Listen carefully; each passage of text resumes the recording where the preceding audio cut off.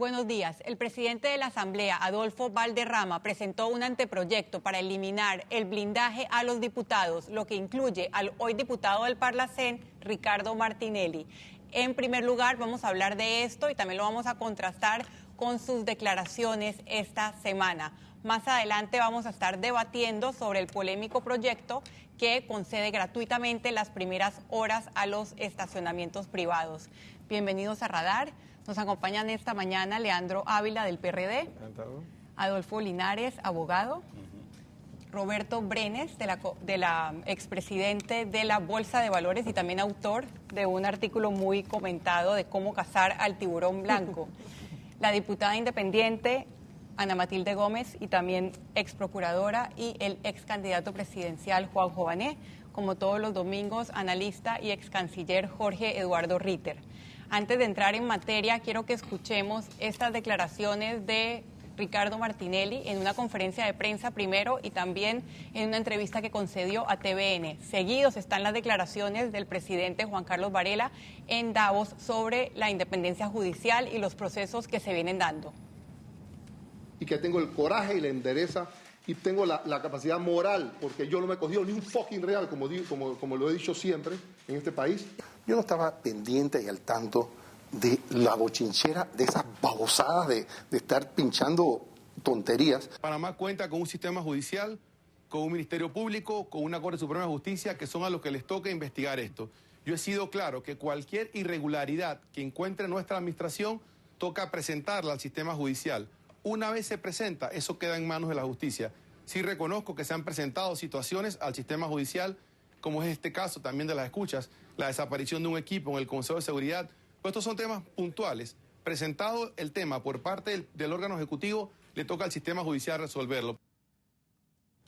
El expresidente Ricardo Martinelli y el presidente Juan Carlos Varela, con estilos de gobierno y de comunicación muy distintos, doctor Ritter, y también con mensajes de dos realidades diferentísimas. Su lectura.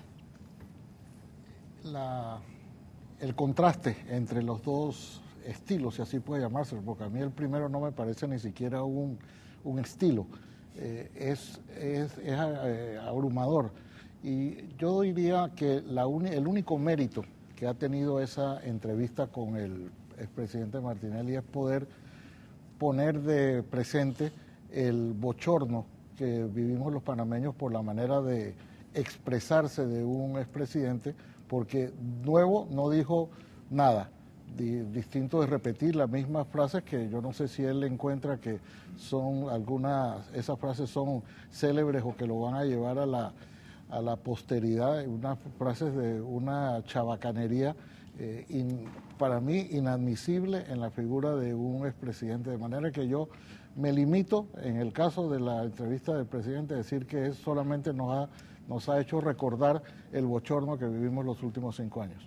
Importante, también esta semana se divulgó una encuesta donde se le preguntó a los panameños qué porcentaje piensa que al final estos dos casos que se están investigando, tanto el del PAN como el de las escuchas telefónicas, el presidente Ricardo Martinelli es responsable.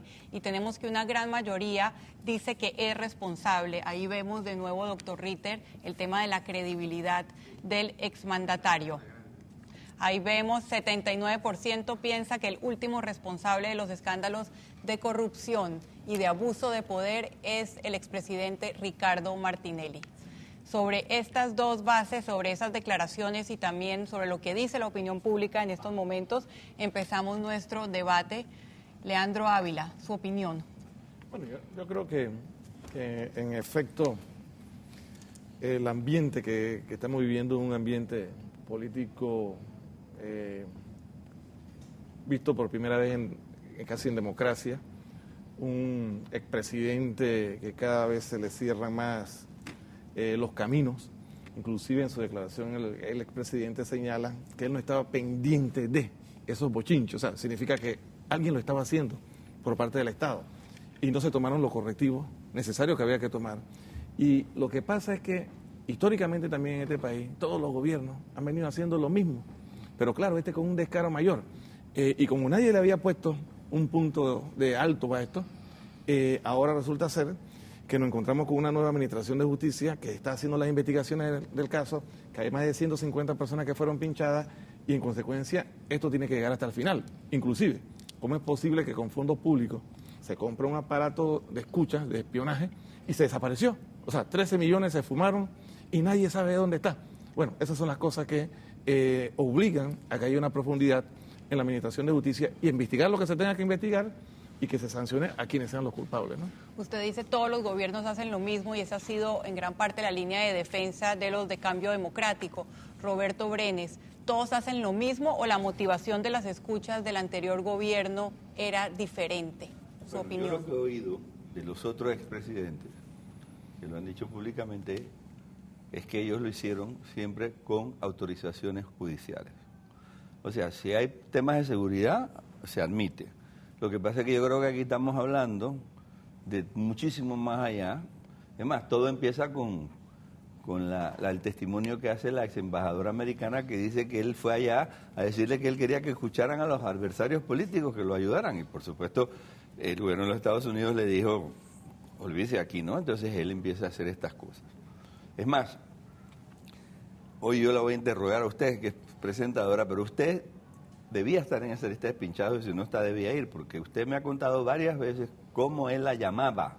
Correcto. Y le decía las palabras favoritas de él, oye, chucha, estás haciendo tal cosa. Entonces, lo he dicho en radio, él hacía alusión a palabras que yo acababa de decir o instrucciones que acababa de dar al departamento de noticias por mi celular. Eso es correcto. Y definitivamente... Entonces, si eso ya no lo implica. Ahora, también ustedes ven el famoso Ronnie, es decir, el tipo que tenían allá, que lo ascendieron en 4 años casi de un... 5 años llegó a general. Casi, prácticamente, y lo jubilaron con jubilación anticipada antes que la cumpliera. Si todo eso no estaba siendo un plan enorme orquestado, ya fuera por razones de poder, por razones de entorpecer la función, por intimidación, o por último por lujuria, porque al final de cuentas yo creo que hay algunos en la lista que están, algunas que están en la lista por razones de esas, y Ricardo Martinelli no sabía eso. Digo, yo creo que esto es muy difícil de que nadie se lo crea, y yo creo que él va esta mazorca se está empezando a desgranar. Sí, falta todavía mucho y iba a terminar mi respuesta. Todavía no me han llamado oficialmente, pero sé que hay varias listas y que esto, lo que hemos visto es apenas la punta del iceberg. Diputada Ana Matilde, usted fue destituida como procuradora precisamente por un caso de escuchas telefónicas. Su lectura de las declaraciones de Martinelli y del escenario político actual. Bueno, muchas gracias. Muy buenos días a todos ustedes y buenos días a los televidentes. Gracias por la oportunidad de explicar esto una vez más.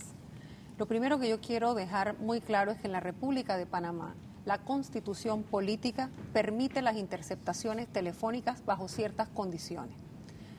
Partiendo de esa premisa, todo gobierno que respete la democracia, que respete el Estado de Derecho, sobre todo más que la democracia, comprende que hay unas reglas que no se pueden desbordar, que el crimen organizado necesita tener herramientas tecnológicas modernas para poder perseguirlo, aunque siempre vamos un paso atrás, pero se necesita para poder plantearle a los ciudadanos un aparato de seguridad que pueda responder frente a crímenes graves, como dice la norma. Todos los gobiernos anteriores al caso que usted plantea, yo fui procesada por un supuesto abuso de autoridad, que es una norma que se utiliza cuando no hay un delito específico. O sea, yo nunca fui procesada por interceptaciones telefónicas. Si eso hubiera sido el caso, no hubieran tenido un caso contra mí, porque yo jamás he escuchado la conversación de absolutamente nadie. Buena la aclaración. Sí, entonces, partiendo de eso, todos los gobiernos que han respetado el sistema utilizaban el sistema de la norma que estaba antes del proceso mío, que era que los procuradores generales de la Nación autorizaban y se utilizaban las dos vías, vía las telefónicas y el Consejo de Seguridad. Cuando llega el señor Martinelli a la presidencia, el señor Martinelli tiene una pretensión distinta a la que existía en la conducta de los presidentes, por lo menos del gobierno con el que a mí me tocó trabajar.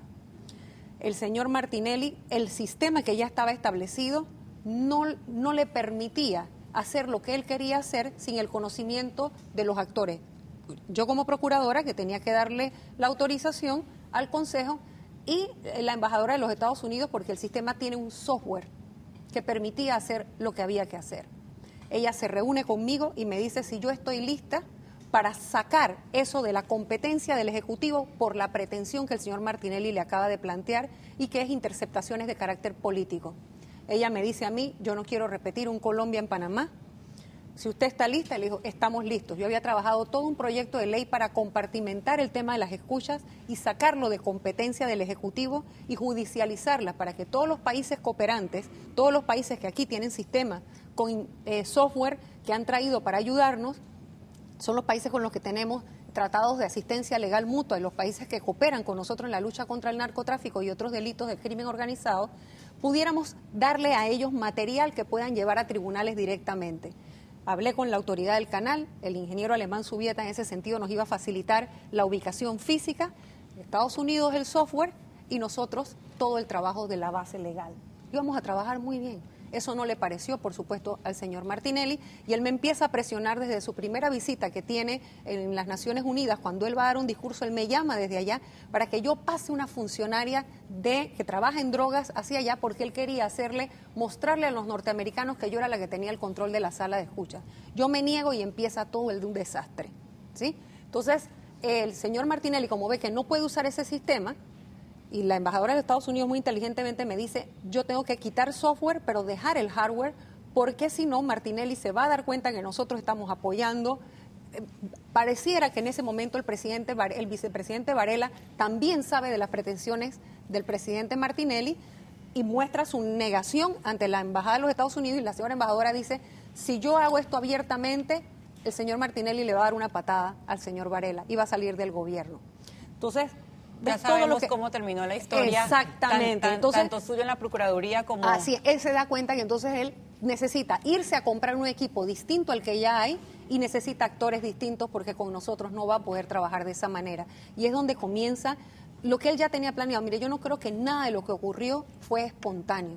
Yo tengo la impresión que una democracia autoritaria era el plan, la hoja de ruta trazada por el señor Martinelli, que tenía intenciones de perpetuarse también en el poder, ir a la destrucción de los partidos políticos y a la combustión de la sociedad panameña a través de esta alteración que se da cuando usted le violan la intimidad, cuando todos los ciudadanos se convierten en enemigos del sistema y del Estado, porque el Estado te aterroriza. Claro. Y te somete en una forma de estado policíaco. Y cuando todos tienen miedo de hablar. Todos tienen miedo de hablar, de participar, nadie va a las reuniones, nadie va a las concentraciones. Cosa que ya se acabó en este momento finalmente. Debería, si los ciudadanos no despiertan. Vemos a un sistema judicial trabajando, los ciudadanos empiezan a hablar, empiezan a escribir como lo hizo usted y a contar cada uno de nosotros también tienen como que lo acaba participar, de hacer y participar. Lo vivido durante los últimos 5 años. Hay que hablar, hay que hablar, hay que hablar. Señor Juanjo Bané, usted puso a comienzo de año una querella, una denuncia en la Corte contra Ricardo Martinelli por el tema del PAN, después de escuchar las declaraciones de Giacomo Tamburelli. Bueno, mire, es decir, la querella esa también apunta a un hecho inaudito de cómo con fondos de un programa que se supone que es para ayudar a las comunidades, compraron un aparato. Dos aparatos. No, dos. Pero yo creo que eso apunta a lo siguiente. Yo estoy de acuerdo con Leandro, lo que hemos tratado de hacer cambio social en este país, tenemos la impresión de que estas cosas antes se daban también. Y podemos hasta tener la duda de que se sigan dando o no. Eso es, digamos, yo creo que es. Pero yo creo que estamos en un punto que las dos cosas, o sea, las radios que anduvieran pinchando a la gente y la corrupción es lo mismo.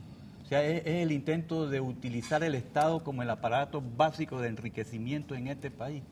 Y eso es lo que está mal. Y lo importante es cómo combatirlo. Esto que hicimos en la Corte Suprema, eso es parte. Nosotros hicimos otro acto que no se ha divulgado y yo se lo voy a contar aquí.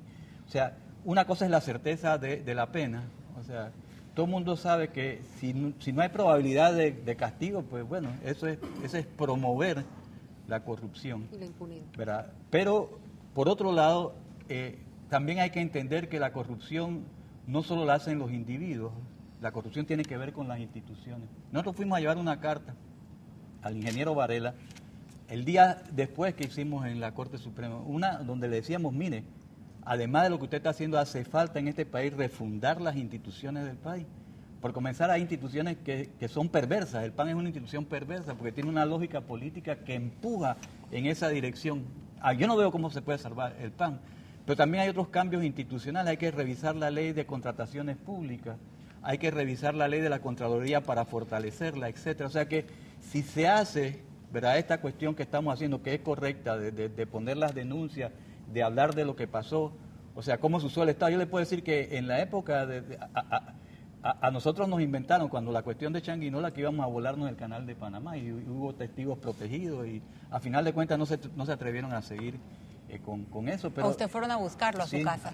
Pero además de eso... Y recuerdo que precisamente esa fue la información que yo, llamando al Departamento de Noticias y diciendo que era la información que corría en la calle, el expresidente Ricardo Martinelli me llamó y me dijo, eso es mentira, la acabo de escuchar. Bueno, es que... ya que estamos desclasificando todo. Para que ver... Pero, de hecho, si no se hace esa segunda parte, que es, digamos, reestructurar institucionalmente al país, no va a pasar nada. Hay un economista premio Nobel que se llama Oliver North. Oliver North, no. Es apellido Douglas C. North. Él Colega. dice algo claro. Lo que dice North es lo siguiente: si usted hace instituciones para piratas, va a tener un país de piratas. Y eso es un poco lo que pasa en Panamá. Si tenemos instituciones de piratas, tendremos... Yo escribí un artículo que se llamaba Panamá o la isla de tortuga.